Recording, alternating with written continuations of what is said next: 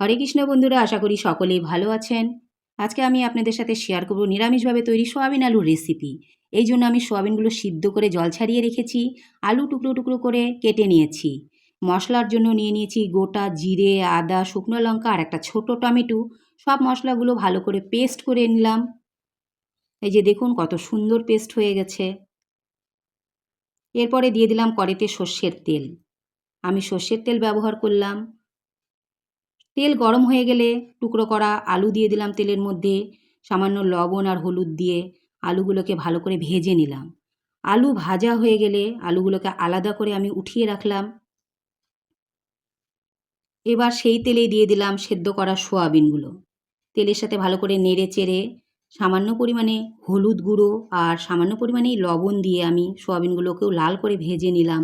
Soybean লাল করে ভেজে নেওয়ার পরে সোয়াবিনগুলোকে আমি আলাদা করে উঠিয়ে রাখলাম। এরপরে কড়াইতে দিয়ে দিলাম আবারও সর্ষের তেল।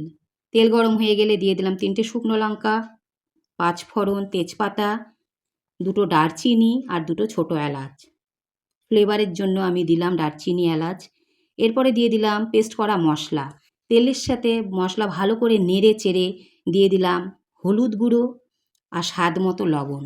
লবণ আমি পরে আর দেবো না, একবারে দিয়ে দিলাম। তাই মশলার সাথে হলুদ, লবণ একসাথে সব ভালো করে কষিয়ে নিলাম। খুব ভালো করে মশলা কষিয়ে নিতে হবে।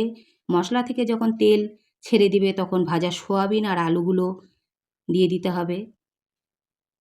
মশলার সাথে ভাজা সোয়াবিন আলু খুব ভালো করে মিক্সড করে সামান্য পরিমাণে হিং দিয়ে, সামান্য পরিমাণে চিনি দিয়ে আবারও 2 মিনিটের মতো নেড়ে চেড়ে কষিয়ে দিয়ে দিতে হবে জল। আমি সামান্য পরিমাণে জল দিলাম, বেশি জল দিলাম না। জল দিয়ে নেড়ে চেড়ে ঢেকে দিতে হবে।